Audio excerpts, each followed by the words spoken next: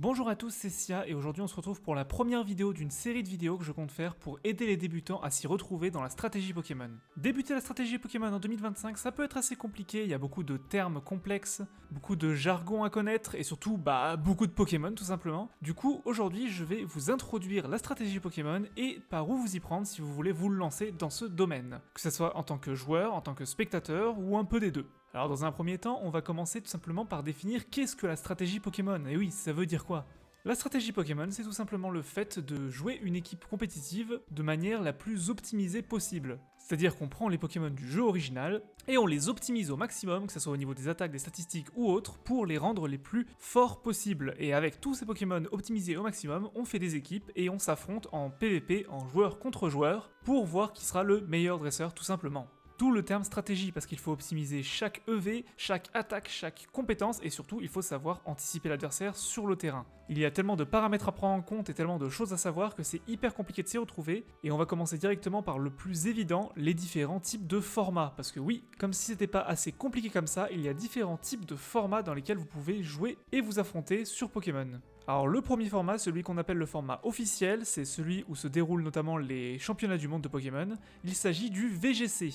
C'est un format en 2 contre 2, vous arrivez avec votre équipe de 6 Pokémon et vous en choisissez 4, puis le match se lance et vous affrontez votre adversaire dans un match en 2 contre 2. C'est un format qui se joue sur les jeux les plus actuels de la série, donc actuellement c'est sur Violet et Écarlate, et c'est vraiment le circuit compétitif le plus poussé par Nintendo et Game Freak. C'est-à-dire qu'ils mettent vraiment en avant ce format-là. Leur but c'est vraiment que les gens jouent à ce mode de jeu-là, mais pourtant il reste assez paradoxalement niche, parce que c'est du 2v2, et tous les jeux Pokémon nous apprennent à jouer en 1v1, pas en 2v2.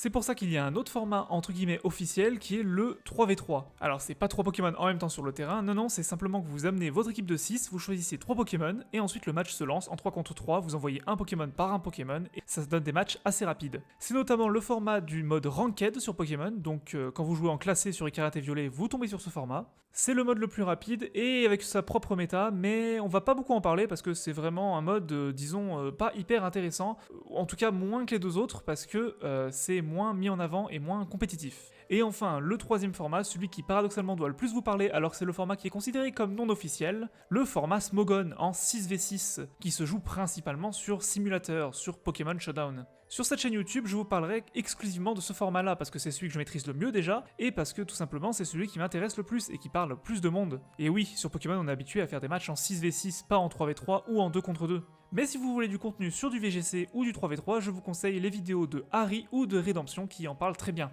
Bien, maintenant qu'on a sélectionné le format duquel on va parler, parlons de Smogon et de Pokémon Showdown. Ça va peut-être vous étonner venant d'une chaîne basée sur Pokémon, mais je n'ai pas acheté un seul jeu de la licence depuis plus de 10 ans. Les raisons, j'en parlais dans une autre vidéo, mais ce qui est important de comprendre, c'est que je joue à Pokémon régulièrement depuis 10 ans, sans avoir touché un jeu de la série principale, et ce grâce au simulateur Pokémon Showdown. C'est un site gratuit dans lequel vous pouvez aller créer votre équipe, vos Pokémon, les optimiser comme vous voulez, et ensuite affronter des inconnus sur le simulateur pour grind le ladder.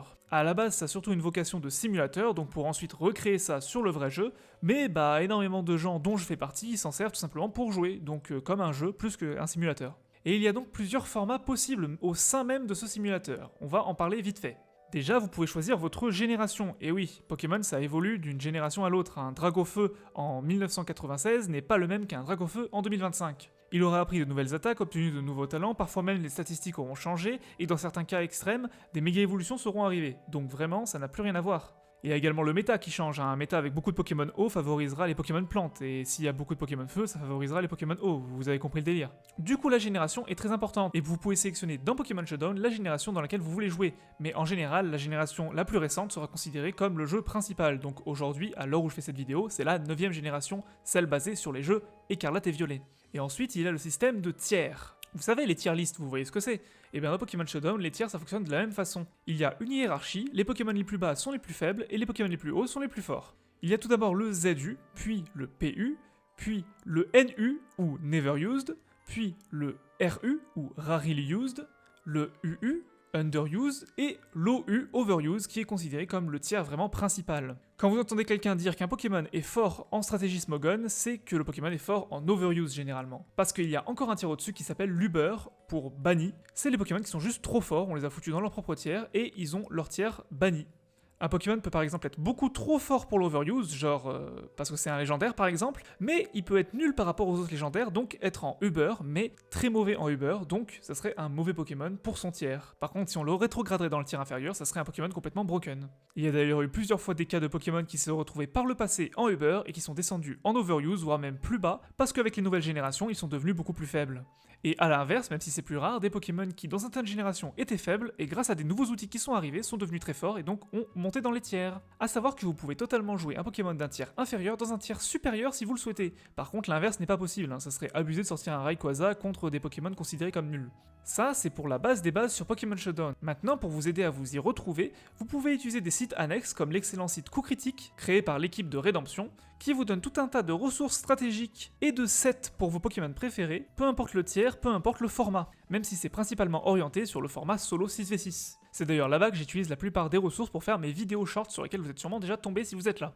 Et d'ailleurs, je glisse ça ici, à une époque Pokémon Showdown était exclusivement en anglais, mais depuis quelques années, on peut y jouer complètement en français, traduit à 100% et pas de la Google Traduction, de la vraie traduction pour que ce soit exactement pareil que dans les jeux vidéo, via une extension que vous mettez sur votre moteur de recherche, ça s'appelle Pokémon Showdown en français, c'est très rapide à installer, et ça vous traduit automatiquement Pokémon Showdown, c'est vraiment pratique, je vous conseille vraiment de l'utiliser, ça sauve des vies. Vous avez juste à aller dans le shop de votre navigateur, donc Chrome, Opera, peu importe, et vous le téléchargez, ça prend 2 secondes. Voilà, c'est tout pour cette première vidéo sur la base des bases de la stratégie Pokémon. La prochaine fois, on se retrouvera pour attaquer le vif du sujet, à savoir comment créer une bonne équipe stratégique et par où commencer pour se renseigner sur les Pokémon que vous avez envie de jouer. En attendant, n'hésitez pas à me dire ce que vous en avez pensé dans les commentaires, si vous avez des conseils à me donner pour que ça soit plus intéressant. N'hésitez évidemment pas à mettre un pouce vert, à vous abonner et à partager la vidéo si vous avez des gens que ça peut intéresser. Moi, je vous dis à la prochaine, salut à tous.